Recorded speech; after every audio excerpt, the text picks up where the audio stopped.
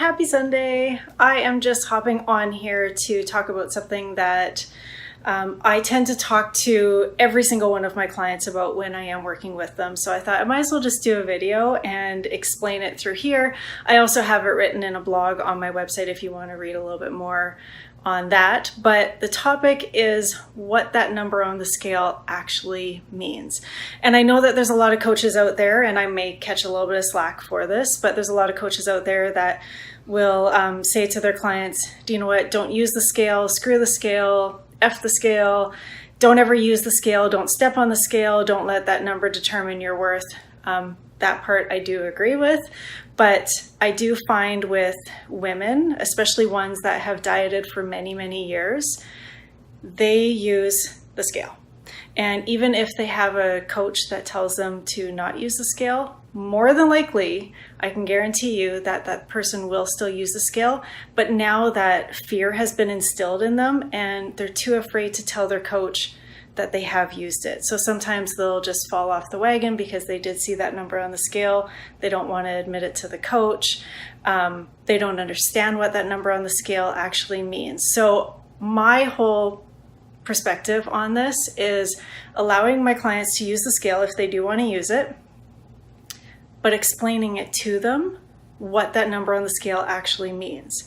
And I've written a blog about it, so you can always go onto that blog. I'll post the link down here. But to explain it, there's a bunch of different factors that can actually impact that number on the scale. So there's everything from if you have a food sensitivity, to your hormones, to stress, to sleep, to even training.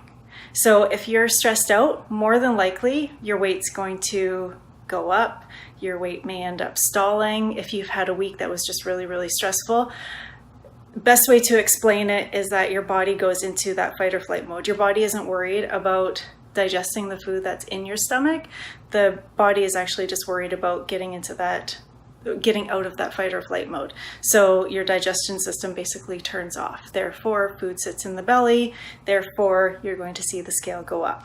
We have things like sodium. So more sodium that's in food, especially if you are someone that eats out.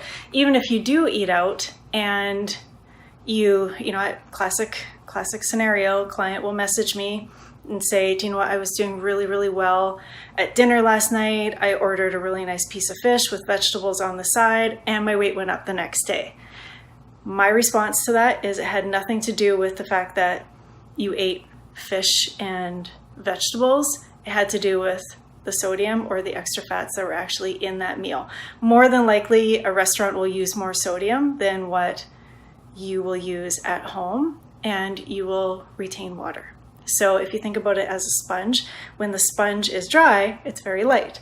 But as soon as you add water to it, it gets a little bit heavier. It's the same thing with the body when you're retaining water. You're going to retain water if you have a bit too much sodium in your system. So therefore, the scale is actually going to go up, or it may stall. So drink more water. Water flushes water. You will start to notice the scale go down over the next couple of days. Sleep. If you're a new mom, if you're struggling with sleep, you're only getting, 4 hours a night, 5 hours a night, or your sleep is broken throughout the night, a lot of times you will see the scale either stall or you will see the scale go up just because you are lacking sleep. So take that into consideration when you're weighing yourself. Another thing too is training.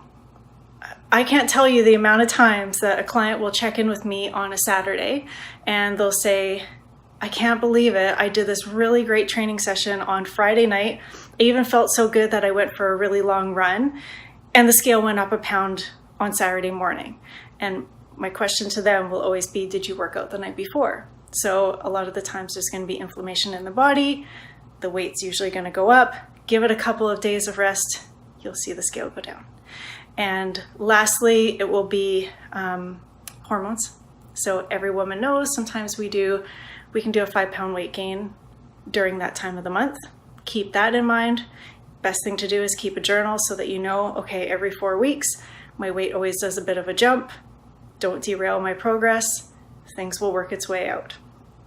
food sensitivities. So if you have any type of food sensitivity, food allergy, not one where it's going to like close up the throat or anything like that. I'm talking more about a sensitivity or a slight allergy to a food where it might even be a healthy food, but you may not really realize that you have some kind of sensitivity to that food. So it may be worth looking a little bit more into from a food sensitivity testing side, and just kind of going from there. So if you want to learn more about the reason for why I like to explain to people about using the scale and what that number on the scale actually means, rather than telling my clients to not use a scale, because I know they're most likely going to use it, read a little bit more on my blog or post your questions down below.